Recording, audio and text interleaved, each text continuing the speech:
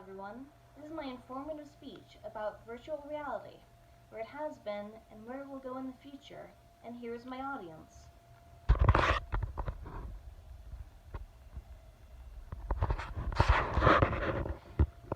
VR has come a long way since it was first introduced. When I had my first experience with VR, it was with a thing called a Google Cardboard. You put your phone inside of it, and you hold it up to your eyes and look through. When it was first introduced, there wasn't much to see, and a lot of the apps they had didn't work very well. I remember being fascinated by the fact that you could hold something to your face and see things like it was really there. It only was roller coasters and scenic things, but it was quite interesting. My entire family was looking at environments and such. It seemed very futuristic at the time, being able to see things like you are really there.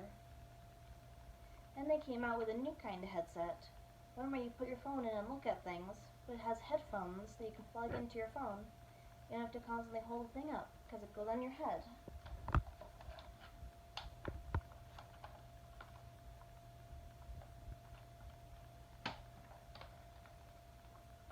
This headset isn't too much better than the cardboard. In some ways, it is actually worse. It requires a very specific phone to even be able to really see much in it. It's really sensitive to where you put your phone. If it is even slightly off, it looks very weird. The cardboard also needs a specific type of phone, but it isn't as sensitive as this one. And the next headset was a wired one that needs to be connected to a computer to work. Depending on how good the computer is, you can play pretty good games on it. You have to set up sensors and set up your play space by moving your controllers around to tell it how much space you have, to play in. Some games need a certain amount of space to be able to play it properly.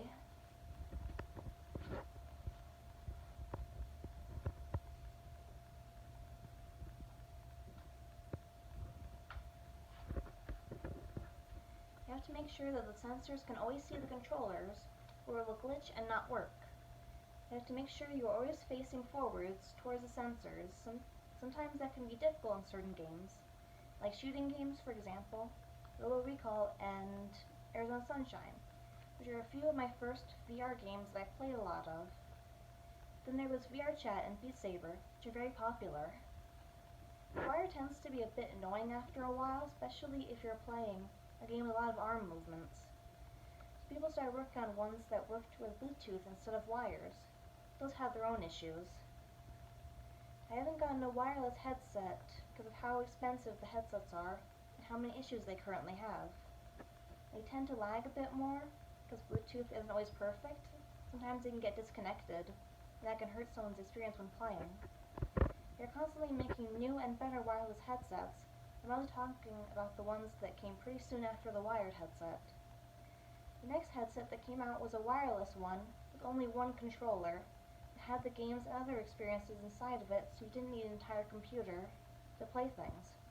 Though the games were back to the quality of Google Cardboard and the other headset that needs a phone.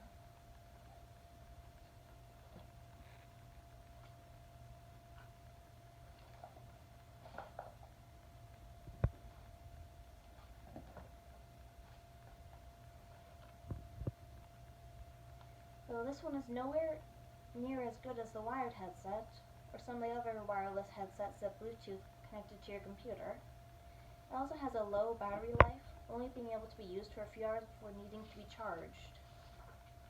It also is pretty heavy, so it gets pretty uncomfortable to keep on your head for more than an hour or so at a time. It needs a phone to set it up, but after that it isn't necessary. The good thing about it is you don't have to face a certain way, and you can watch movies and other things anywhere. But with how uncomfortable it is, it's difficult to do that for too long. They are constantly making new headsets that are wireless and are less heavy. So soon they might have a good headset that has controllers, maybe more sensors, so that whichever way you are facing, it keeps track of where you are. There are also leg trackers and such. Those come separately and are only used in some specific games like VR Chat. You have a character, and instead of just being able to move your arms around, you can move your legs.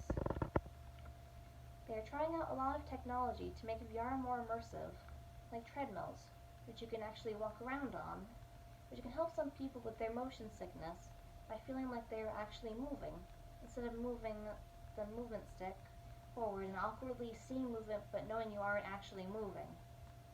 I actually have motion sickness. In quite a few games I can't play, because after a few minutes of moving, I get very nauseous and have to take a lot of breaks, which ruins the immersion for me.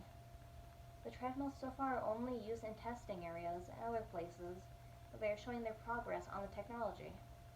They are also available for personal use but are pretty expensive, being around $3,000 for one of the ones I researched. The more they work on it, the more available it will be for people, and less expensive. If they do get realistic movement that is less expensive for people to get, it will actually help people exercise more instead of playing a game in VR and moving around. So it'll help people be more healthy while playing video games. One of the free movement things is the Catwalk Mini. It is small enough to be able to easily fit in a small room, only being a little bigger than a person. At first, it started out as being $1,500, but then changed to $3,000, even though the company said they were making it to not be that expensive and be available to regular people. There are also gloves that can work as controllers. They aren't very available yet, but when they do become available, I'll probably try them out. Thank you for listening to my informative speech on the progress of virtual reality. And here's my audience again.